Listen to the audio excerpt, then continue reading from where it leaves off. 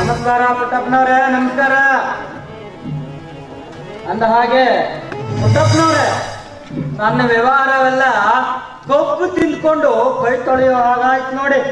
ಏನ್ ವ್ಯವಹಾರ? ಅದೇ ಆ ಮೂರ್ತಿ ವ್ಯವಹಾರ. ಮೂರ್ತಿ ವ್ಯವಹಾರನ? ಹೌದ್ರಿ. ಇನ್ನು ಮುಗಿದಿಲ್ವಾ ನಿಮ್ದು? ಇನ್ನೂ ಮುಗಿದಿಲ್ರಿ. ಎಲ್ಲೋಗಿದ್ದಾನೆ ಮೂರ್ತಿ? ಅವನಿನ್ಮೇಲೆ ಹೋಗ್ತಾನೆ, ಎಲ್ಲೋ ಜೈಲು ಕಮ್ಮಿ ಎಣಿಸ್ತಾ ಇರಬೇಕು.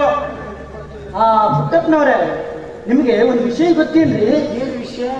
ಅಲ್ಲ, ಮಕ್ಕಳನ್ನ ಹೆತ್ತು ಕಾಗ್ದಿದ್ದವನು ಮಕ್ಕಳನ್ನೆಲ್ಲ ಸಾಯಿಸ್ಬಿಟ್ಟ. ಅಲ್ಲ, ಕಷ್ಟ ಮನುಷ್ಯನಾಗಂತೆ ಮರಕ್ಕೆ ಬರ್ತೇನೆ. ಏನೇ ಕಷ್ಟ ಬಂದ್ರು ಎದುರಿಸ್ಬೇಕಪ್ಪ.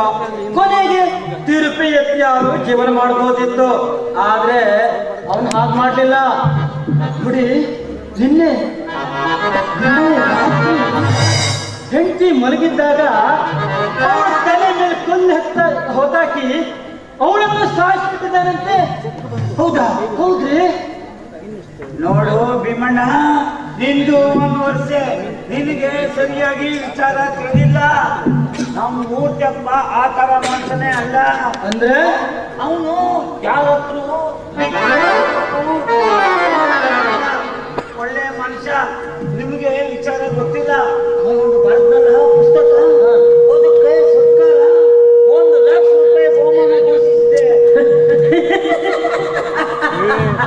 ಏ ಪುಟ್ಟಪ್ಪನವರ, ಏನ್ ಹೇಳ್ತಾ ಇದ್ದೀರಿ? ಒಂದು ಲಕ್ಷ ರೂಪಾಯಿ? ಏನ್ ತಮಾಷೆ ಮಾಡ್ತಾ ಇದ್ದೀರೇನೋ? ಏನ್ ಭೀಮಣ್ಣವ್ರೆ, ನಾನ್ ನಿಮ್ಮ ಹತ್ರ ತಮಾಷೆ ಮಾಡೋದ? ಪೇಪರ್ ನೋಡ್ರಿ, ನಿಮ್ಗೆ ವಿಚಾರ ಗೊತ್ತಾಕೈತ್ರಿ. ಎಲ್ಲಿ ನೋಡು.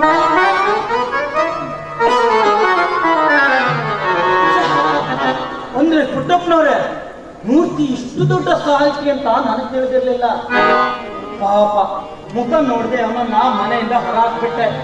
ಈಗ ಎಲ್ಲಿದ್ದಾನೋ ಏನೋ. ಮಾಡ್ಬಿಟ್ಟು ಓಡ್ಬಿಟ್ಟು ಈಗ ಕನಿಕರ ತೋರ್ತಾ ಇದ್ದ.